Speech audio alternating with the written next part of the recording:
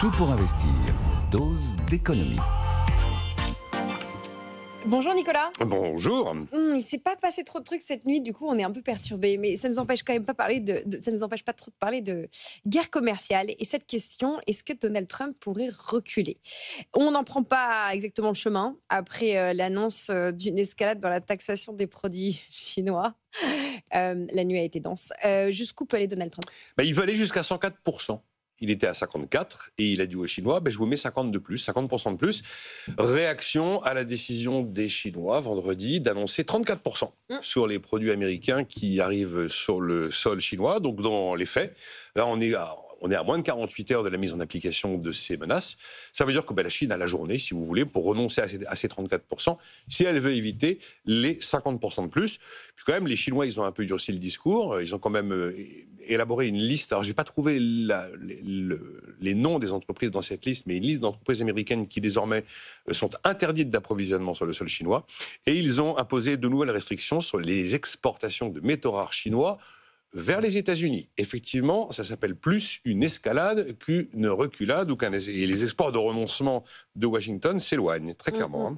Cette rupture, cette décorrélation, ce découplage, comme on dit, entre la Chine et les États-Unis peut avoir quelles conséquences selon vous? On se retrouve très, très concrètement avec un immense pays qui exporte 440 milliards de dollars de biens vers l'Amérique tous les ans. Si on monte à 104, je ne sais pas trop ce qui restera, mais enfin, en tout cas, une bonne partie de cette somme devra trouver à d'autres clients. Alors, tout le monde se dit, ils vont venir déverser leurs produits en Europe.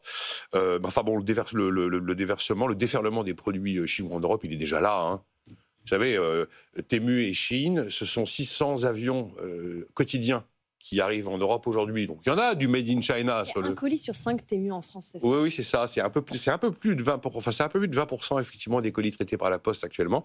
Donc, ils sont là, les colis chinois. Il ne faut pas penser que l'Europe, parce qu'elle est plus riche que d'autres parties du monde, va pouvoir absorber la surcapacité colossale venue de Chine. Les clients européens vont pas se mettre à acheter 2 ou 3 ou 4 fois plus. Non. Donc, il y a un vrai étranglement qui se produira.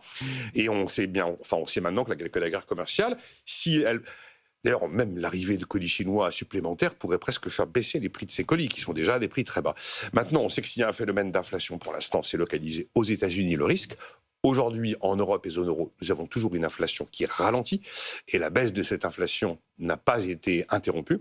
Maintenant, il n'est pas impossible qu'on voit des prix monter en Europe, et même des prix venant de grandes firmes américaines qui monteront sur le sol américain, c'est à peu près évident, mais qui, face à des coûts de production en forte hausse et des marges attaquées, seront tentés de monter leurs prix également sur le territoire européen. L'iPhone va coûter plus cher, c'est absolument évident. Dell a indiqué que pour ses ordinateurs et ses serveurs, les prix allaient monter, y compris en Europe. Vous avez les grands noms de la fabrication textile qui sont quasiment tous fabriqués en Asie du Sud-Est, notamment au Vietnam, qui disent que nos prix vont monter. La paire de Nike va coûter plus cher, les vêtements Gap vont coûter plus cher, les vêtements Abercrombie & Fitch vont coûter plus cher.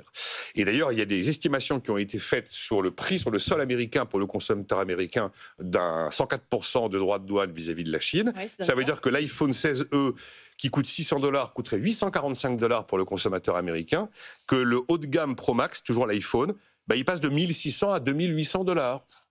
Prouve-t-il encore aujourd'hui le même nombre de clients?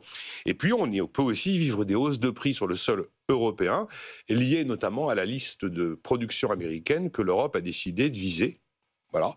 Automatiquement, peut-être que le jus d'orange sera un petit peu plus cher. Donc, on ne va pas avoir un effondrement de l'économie française qui est beaucoup moins exposée que l'économie allemande, par exemple. Mais on peut effectivement avoir... De toute façon, le phénomène d'appauvrissement, il sera généralisé. Il sera surtout américain, plus rapide aux États-Unis, mais on finira, nous aussi, par en voir des effets en termes de consommateurs, de pouvoir d'achat.